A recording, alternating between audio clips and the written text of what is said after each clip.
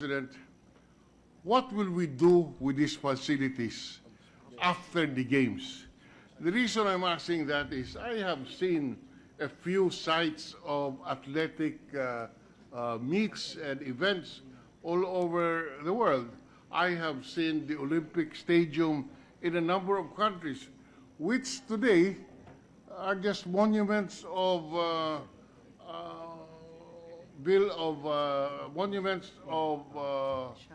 non-use, and these are assets which are in effect just in our books without any income being earned. So first, is there a plan on what to do with this?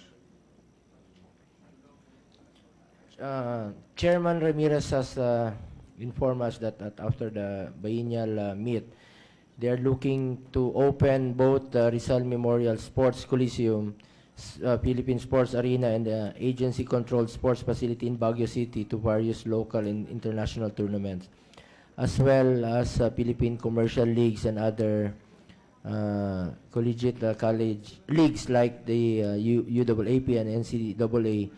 Hosting these tournaments after the SEA Games can draw additional revenue for the PSC to be used for improving the living conditions of the athletes, such as their nutrition, dormitories, and allowance. As for the facilities in the new Clark City, some of these facilities can be utilized by the Philippine High School for Sports to be established in the area.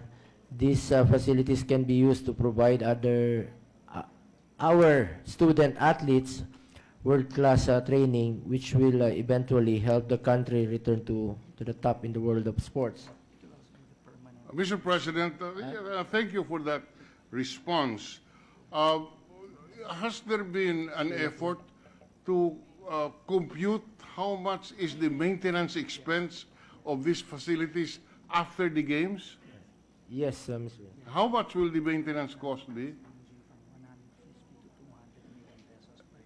Right now, it's ranging from 150 million to 200 million Per a year, computed by the Asian Development Bank. by the Asian Development Bank. The Asian Development Bank. The Asian Development Bank, we're saying, has computed or determined that the annual maintenance cost will be about 150 million. Is that what we heard? Correct, Mr. President. 150 million.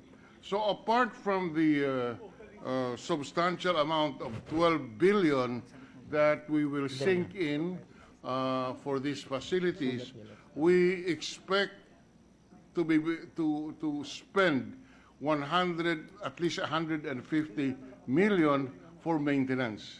Correct, Mr. President. And if there is no 100, if we do not, how do we intend to fund the 150 million per year? According to the president of the BCD, they're planning to privatize the operations and maintenance of the New Clark City, Mr. When President. we say privatize, what do we exactly mean?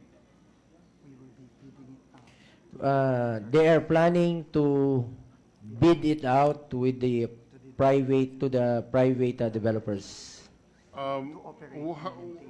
to operate and maintain and generate revenue. Yes, for the government.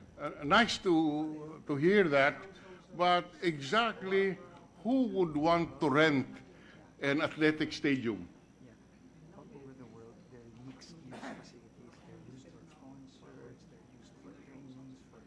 All over the world, there are many use like for concerts and athletics use, other commercial venues. Well, these are very broad general statements, and I think it is admitted that there is really no detailed plan as to how to generate funds. There is a detailed plan according to the president.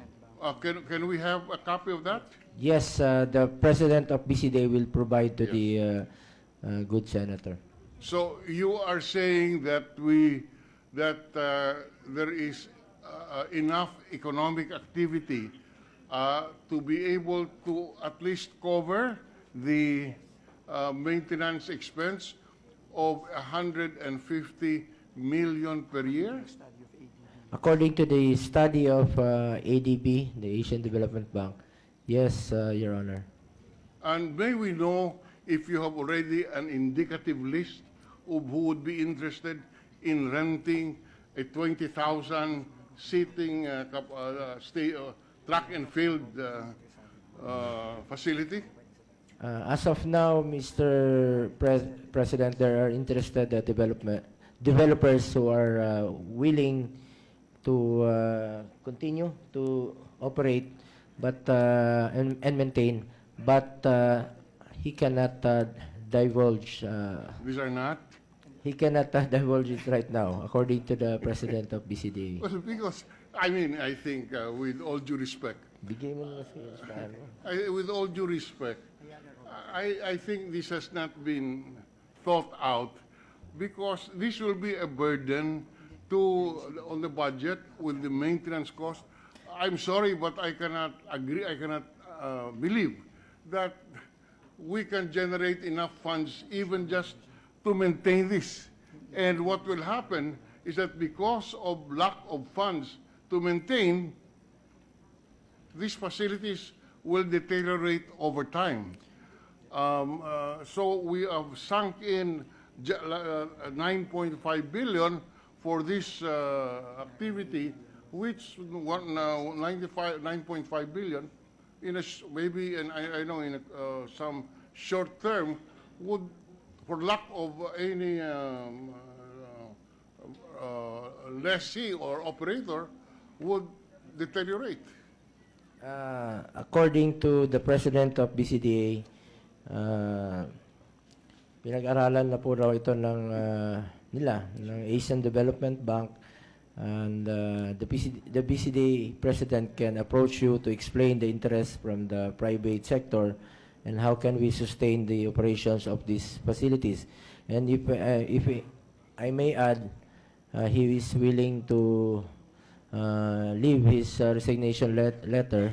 I'm sorry, sir? He is willing to leave his resignation letter pag pumalpak daw siya rito. Sabi ko sa kanya. Can we be favored, Mr. Sponsor, with a copy of this ADB study? Yes, Your Honor. He will send it to you, the study of the Asian Development Bank. Can we have it by next week at least? Yes, Okay. tomorrow, if you're in your Tomorrow, very office. good, yes.